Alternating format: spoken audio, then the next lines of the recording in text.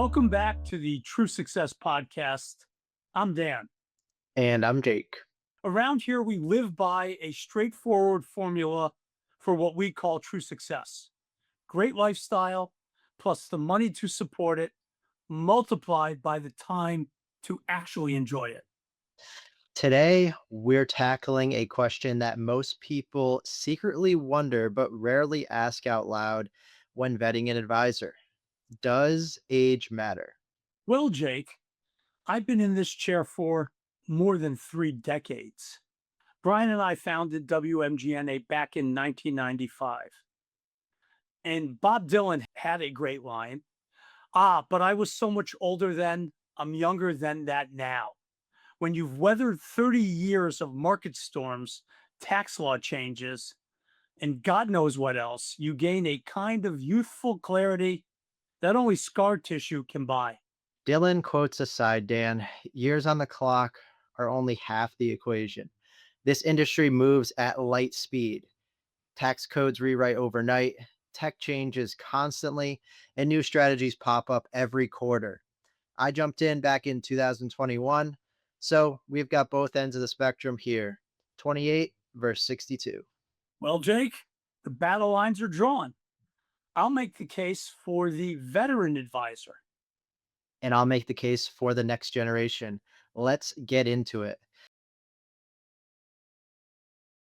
I'll kick off with my biggest structural edge, runway. If a 35-year-old walks into our office, we aren't planning for a 5 year window. We're strapping in for the entire ride together.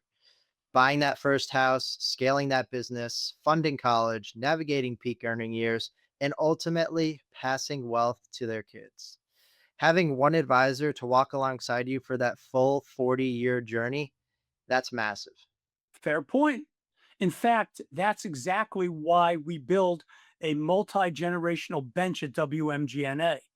Back in 95, Brian and I were focused on serving our core subscribers.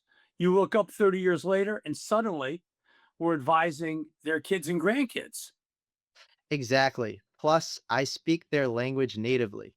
The financial hurdles facing young professionals now look radically different. Equity comp packages, high interest rates, six-figure student loans, remote work taxes, and algorithms on social media that are constantly screaming at people, telling them that they're falling behind. Don't get me started on FinTalk, at least half of it's noise. Which is why they want an advisor who gets it. Younger clients don't just want a suit saying, "Trust me, I've been doing this for 30 years." They want total transparency, real time access on their phone, and a clear explanation of the why. For my generation, tech isn't just a fancy add on, it's table stakes. All valid. Runway, tech fluency, and shared life stages. What else is in your corner, Jake? Pure hunger. At 28, I'm in a constant sponge mode, reading, dissecting new tax strategies, pressure testing tech tools, and absorbing 30 years of institutional knowledge from you. There's a relentless energy when you're building your career. And a good firm dies without that energy. The most dangerous phrase in finance is that's just how we've always done it. Sometimes there's wisdom in the old way. Sometimes it's just lazy habit, though. Having someone sharp enough to challenge the status quo keeps the whole firm dangerous. All right, Dan, your turn. Make the pitch for the 62-year-old veteran. Simple. You can't speed run scar tissue. You can read every book, stack every credential, master financial planning software, but you cannot simulate what it feels like to sit across from a crying couple when the world feels like it's ending.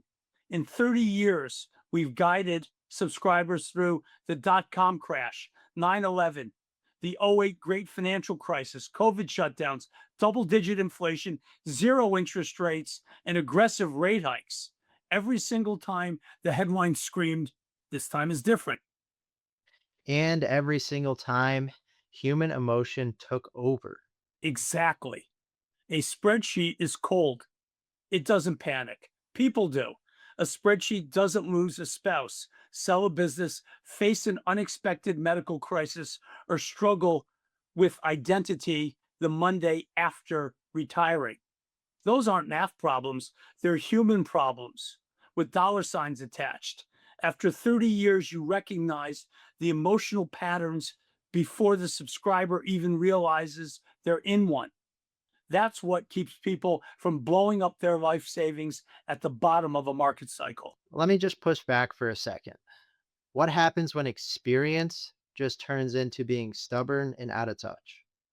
Then you become obsolete. Experience is useless if you stop being curious. If an advisor says, I know everything because I've done this 30 years, simply walk out the door. The goal isn't just getting older, it's converting raw experience into wisdom, just like your job is converting curiosity into expertise. And that's why I feel our dynamic works really well. I'll bring a new strategy or a technical nuance to the table, and you'll tap the brakes and say, great model, Jake. Now, let me tell you how an actual human being reacts to when you execute that. Exactly. Theory beats reality. And occasionally, I'll change your mind a little bit. Yes, of course, young Jedi, everything is subject to change based upon new information. I'll stipulate to occasionally. Here's the generational difference really showing up: the definition of time on our true success formula. At 28, I'm naturally obsessed with compounding and accumulation. Look at what this portfolio can become in 30 years. And in 62, my job is often to ask, what are you waiting for? We see subscribers who've won the game, but are still playing like they're in the first quarter. You saved, you sacrificed, you built the wealth. Now go live the life. There are only two things you can do ever with a dollar: spend it now or spend it later. The young advisor says, look at the future return. The veteran advisor says, book the trip today. Because someday isn't guaranteed on any financial calendar. Money without time is just a high score with nobody around to celebrate it. So, Dan, who wins this debate? The young advisor or the veteran? Neither, Jake. It's the wrong question. It's like asking if you want a powerful engine or high performance brakes in your car. You need both to stay on the road. If you have to choose between decades of seasoned perspective and decades of forward runway, you're making a compromise. The real answer is affirm both generations sit at the exact same table. That's the entire WMJNA philosophy. The veteran generation mentors, transfers institutional wisdom, and provides steady hands in the storm. The next generation brings innovation, operational drive, and long term continuity so the subscriber's family is protected for the next 40 years. Old school wisdom is looking backward, and fresh energy is looking forward. That's true success. Thanks for tuning in to episode 41. We'll catch you next time.